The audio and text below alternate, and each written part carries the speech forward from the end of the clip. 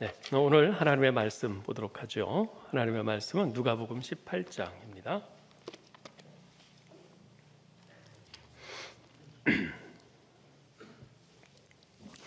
누가복음 18장 15절부터 30절까지인데요. 자, 저하고 한 절씩 교독하도록 하겠습니다. 15절부터 사람들이 예수께서 만져주심을 바라고 자기 어린 아기를 데리고 오매 제자들이 보고 꾸짖거늘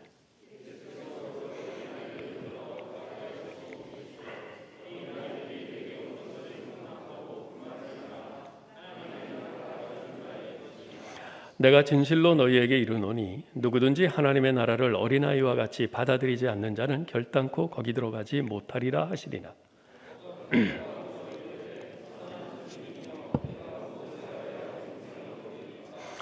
예수께서 이르시되 네가 어찌하여 나를 선하다 일컫느냐 하나님 한 분 외에는 선한 이가 없느니라.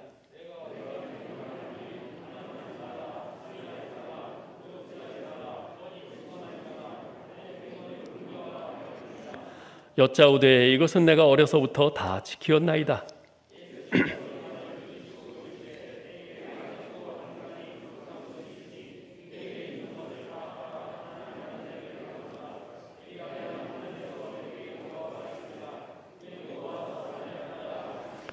그 사람이 큰 부자이므로 이 말씀을 듣고 심히 근심하더라.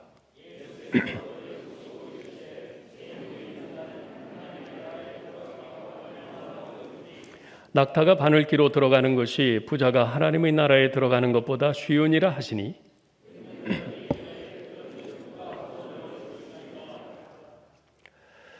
이르시되 무릇 사람이 할 수 없는 것을 하나님은 하실 수 있느니라.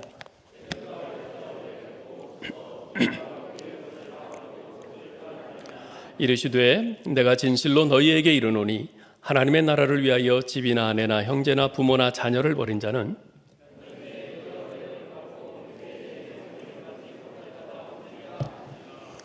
아멘.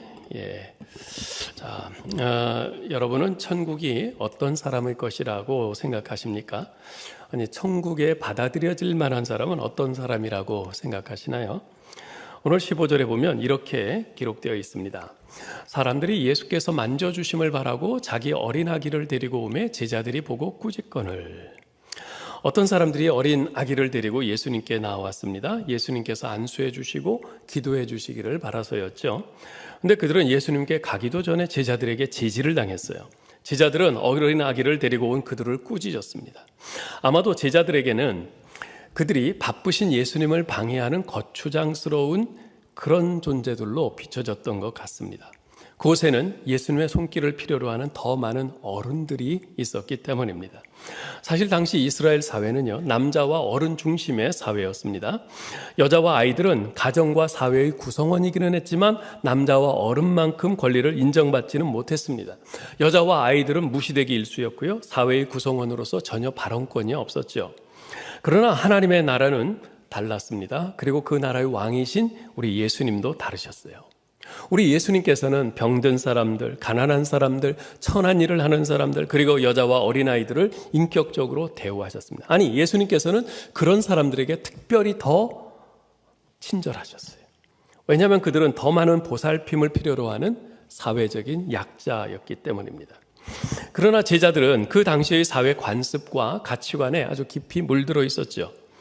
그들은 어린아이들은 자신들의 스승이신 예수님의 관심과 주의를 끌기에는 별로 중요하지 않은 존재라고 판단했습니다. 예수님의 소중한 시간이 그런 어린아이들에게 쓰여지는 것은 낭비라고 생각했어요. 그래서 어린아이들이 예수님께 오는 것을 막았고요, 그들을 데리고 오는 사람들을 꾸짖고 제지한 겁니다. 근데 여러분 혹시 기억하세요? 예수님께서 어린아이에 대해서 말씀하신 것이 이번은 처음이 아니었어요. 앞에 그 누가복음 9장 46절로 48절에도 보면 거기서도 말씀하셨어요. 당시 제자들은 누가 크냐 하는 문제로 서로 막 논쟁을 하고 있었는데요. 그때 예수님께서 한 어린아이를 불러 그들 가운데 세우시고 이런 말씀을 하셨죠. 9장 48절에 보면 누구든지 내 이름으로 이런 어린아이를 영접하면 곧 나를 영접하며 또 누구든지 나를 영접하면 곧 나를 보내신 이를 영접함이라. 너희 모든 사람 중에 가장 작은 그가 큰 자니라. 예수님께서는 그냥 말씀으로만 하신 것도 아니고 어린아이 하나를 불러서 자기들 가운데 세우시고 시청각적으로 말씀하셨어요. 그 사건의 시각적인 효과는 너무나도 강렬했을 겁니다. 어린아이를 직접 불러서 세우시고 이 어린아이를 가리키면서 말씀하셨으니까 더 생생하게 기억이 되지 않았겠어요? 모르긴 몰라도 제자들의 뇌리에 깊이 각인되었을 겁니다. 그때로부터 얼마나 시간이 지났는지는 모르겠어요. 그런데 제자들은 그 주님의 그 교훈을 깊이 간직했어야 됐는데 망각한 겁니다. 사람들이 어린아이를 데리고 예수님께 나왔을 때 지난날 예수님께서 주셨던 그 교훈을 떠올리면서 앞을 다퉈 그 어린아이들을 예수님께로 인도해야, 영접해야 마땅했을 텐데 그걸 까먹은 거예요. 이런 어린아이 하나를 영접하는 것이 곧 예수님을 영접하는 거라 하셨는데 제자들은 그걸 잊어버린 겁니다. 여러분, 세상에서 가장 힘든 것이 뭔지 아세요? 제가 생각할 때는 사람이 변화되는 것, 그게 가장 힘든 것 같아요. 사람 바뀌는 것처럼 힘든 것은 없습니다. 나이가 들면 들수록 더 어려워요. 인생을 살아온 연륜만큼 우리들은 더욱 두텁고 딱딱한 껍질 속에 우리 자신을 가두기 때문에 그렇습니다. 그러니 내 자신을 변화시키는 것도 그렇게 어려운데 다른 사람을 변화시키는 것은 그야말로 이건 거의 불가능하죠. 어떤 사람이 그런 말을 했습니다. 내가 10대 때 나는 이 세상을 바꾸리라 결심했다. 그러나 20대가 되었을 때 내 나라만이라도 변화시키리라 결심했다. 30대가 되었을 때 그 결심은 내 직장만이라도 변화시킬 수 있었으면 하는 소원으로 바뀌었고 40대가 되었을 때 나는 내 가정만이라도 바꿀 수 있기를 소망했다. 그리고 이제 50대가 되어서는 내 자신만이라도 좀 변화되었으면 하는 것이 지금 나의 소원이다. 딱 맞아요. 사실 제자들만 봐도 사람이 변화되는 것이 얼마나 어려운 것인지 잘 알 수 있습니다. 자, 이런 제자들의 모습을 보시면서 예수님의 마음이 얼마나 안타까우셨을까요? 그런 제자들에게 예수님께서는요 16절에서 말씀하세요. 어린아이들이 내게 오는 것을 용납하고 금하지 말라. 하나님의 나라가 이런 자의 것이니라. 여러분, 예수님의 이 말씀은요 어린아이는 무조건 천국에 들어간다 그런 의미가 아닙니다. 왜냐하면 이어지는 17절에서 예수님께서 이렇게 말씀하셨거든요. 내가 진실로 너희에게 이르노니 누구든지 하나님의 나라를 어린아이와 같이 받아들이지 않는 자는 결단코 거기 들어가지 못하리라. 무슨 말입니까? 하나님의 나라는 어린아이와 같은 믿음을 가진 사람들에게 속한 것이다 하는 것입니다. 이것은 오늘날 우리가 일반적으로 어린아이의 특징으로 생각하는 어떤 순진함, 순수함, 순종적인 것, 그것을 의미하지 않습니다. 여러분, 어린아이는요, 예수님 당시 이스라엘에서는요, 어린아이를 그런 식으로 보지 않았습니다. 어린아이로 대변되는 특성은요, 작고 보잘것없고 궁핍하고 사회적인 지위가 없는 것을 의미합니다. 즉, 자신에게는 내세우거나 의존할 것이 전혀 없는 그 존재를 말합니다. 그렇기 때문에 오직 하나님께만 온전히 의지하며 나오는 사람, 지금 예수님께서는 이 말씀을 하시는 거예요. 하나님만 온전히 의지하고 나오는 사람. 네. 이러한 예수님의 가르침은 팔복 중에 심령이 가난한 자는 복이 있나니 천국이 그들의 것이며 라고 하신 말씀과 일맥상통하는 말씀이죠. 자신의 죄인됨과 그 죄 문제를 단 한 터럭도 해결할 수 없는 자신의 무능력함을 철저히 깨닫고 인정하는 사람, 그 사람이 복 있는 사람입니다. 왜냐하면 그는 자기 자신에게 소망이 없음을 알고 자기 자신에게 절망하기에 그 빈 마음, 가난한 마음을 가지고 하나님께 나와 하나님 아니면 저는 안 됩니다. 하나님이 저를 외면하시면 제게는 소망이 없습니다. 하나님 저를 불쌍히 여겨주세요. 이렇게 하나님을 온전히 의지할 수 있기 때문에 그렇습니다. 천국은 바로 그런 사람의 것이라 지금 말씀하시는 겁니다. 이 세상 나라는요, 그 사람의 신분, 배경, 학력, 재산, 능력, 외모 등을 기준으로 해서 그 사람을 받아들일 것인가 아닌가를 결정합니다. 소위 스펙이 어떠하냐, 그에 따라서 받아들여질 수도 있고 받아들여지지 않을 수도 있습니다. 그것이 세상 나라고 세상 나라의 가치관이에요. 그러나 하나님 나라는 그렇지 않습니다. 자신의 약함을 인정하고 하나님을 철저히 의지하며 그분 앞에서 자신을 겸손히 낮추는 어린아이와 같은 사람, 그 사람을 받아들입니다. 그것이 천국이고 천국의 가치관입니다. 예수님께서는 바로 이런 말씀을 하시고 이제 친히 아이들을 안고 그들에게 안수하며 축복해 주셨죠. 여러분, 다시 말씀드립니다만 어떤 사람이 천국에 들어가고 어떤 사람이 하나님 나라를 얻을 수 있는가? 이 세상의 어떤 성공으로도 종교 생활의 열심으로도 하나님 나라에 들어갈 수 없습니다. 하나님 나라는 오직 예수님처럼 예수님께서 말씀하셨듯이 어린아이처럼 주님, 저는 주님 아니면 안 되는 사람입니다. 주님이 저를 외면하시면 저는 아무 소망이 없습니다. 저를 불쌍히 여겨주세요.